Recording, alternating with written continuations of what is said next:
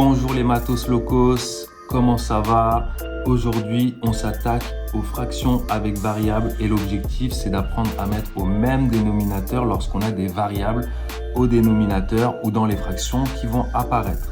Avant de commencer, n'oubliez pas de liker, de laisser un petit commentaire, de vous abonner et surtout de passer un happy day. Alors c'est parti.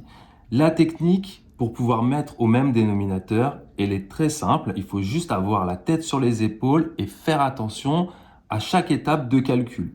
L'idée ici est d'appliquer la règle suivante. Si vous avez deux fractions, A divisé par B plus C divisé par D, donc vous voyez que vous avez des dénominateurs différents ici.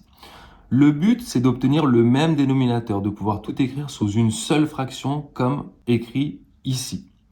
L'astuce est très simple, vous multipliez la première fraction par le dénominateur du second et vous multipliez la seconde fraction par le dénominateur du premier, comme on l'a vu dans les exercices précédents de la fiche 1. Alors on y va. Ici, je vais venir à la ligne ici pour être sûr d'avoir de la place.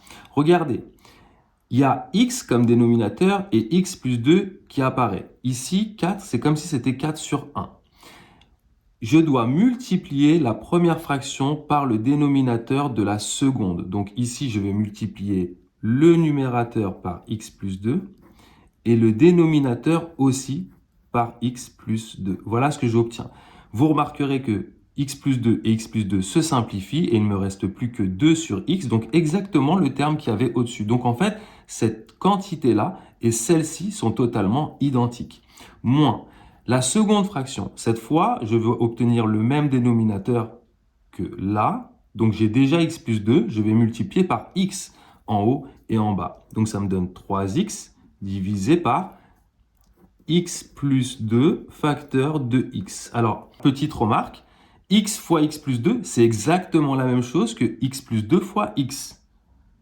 Bah oui, 3 fois 2, c'est la même chose que 2 fois 3. On peut changer l'ordre lors des multiplications. Maintenant, pour le 4, il va falloir obtenir pareil le même dénominateur. Donc, je vais multiplier 4 par x facteur de x plus 2. Et donc, je vais le diviser aussi par x facteur de x plus 2. Si je simplifie x facteur de x plus 2 avec x facteur de x plus 2, j'obtiens bien 4, ce qu'il y avait dans la ligne au-dessus. Ok, super. Maintenant, je suis content. J'ai partout le même dénominateur. Je peux tirer une grande barre de fraction. Vous pouvez prendre votre règle, vous, si vous souhaitez. Écrire x facteur de x plus 2, c'est mon dénominateur commun. Et maintenant, je réécris ce qu'il y a écrit au-dessus. Donc, x facteur de x plus 2 moins 3x moins 4x facteur de x plus 2. Mais ce n'est pas terminé. Au-dessus, je vais développer pour réduire. On développe très rarement en mathématiques, mais là, on va le faire parce qu'on peut réduire. On va pouvoir faire des simplifications ici. Donc, toujours la ligne d'en dessous. J'ai toujours mon dénominateur commun, x facteur de x plus 2. On y va. Je développe, comme vous savez faire. 2 fois x, ça donne 2x.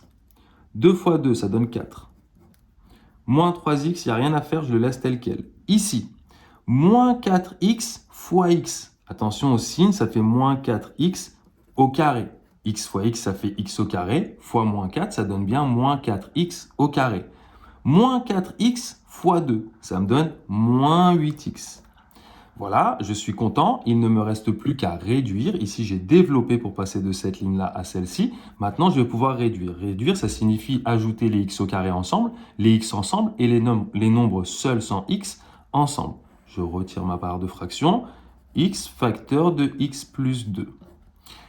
Alors, les termes en x au carré, on commence toujours dans l'ordre, on met la puissance la plus grande au départ. Ce n'est pas obligatoire, mais c'est mieux. 4x au carré, c'est le seul terme en x au carré que j'ai. Donc lui, c'est bon, on peut le barrer, comme ça, on sait qu'on s'est déjà occupé de son cas. Les x maintenant, j'en ai 2 ici, moins 3 là. Donc ça me donne moins 1x déjà quand j'ajoute ces deux-là. Avec le moins 8x, ça me donne moins 9x. D'accord? Vous comptez tout simplement. Donc je me suis occupé de ça et de ça. Il ne me reste plus que plus 4. Voilà. Alors vous allez me dire, mais pourquoi tu n'as pas développé le matos locos, le dénominateur? Parce que je n'ai pas d'intérêt à développer ce dénominateur-là. C'est très bien écrit comme ça, c'est très joli. Là-haut, je l'avais fait, ici j'avais développé parce que vous voyez, cette écriture-là reste quand même plus simple que celle-ci. On développe que lorsque l'on peut réduire. Sinon, on laisse tel quel, surtout que vous allez énormément utiliser les formes factorisées cette année et l'année prochaine. Donc voilà, je vous laisse. N'oubliez pas de faire la partie entraîne-toi avec des exercices, plein d'exercices. Je pense qu'il y en a peut-être une dizaine. Corrigez en détail. Vous avez le lien ici si vous cliquez dessus ou si vous scannez le QR code. Voilà, je vous laisse. N'oubliez pas de passer un happy day.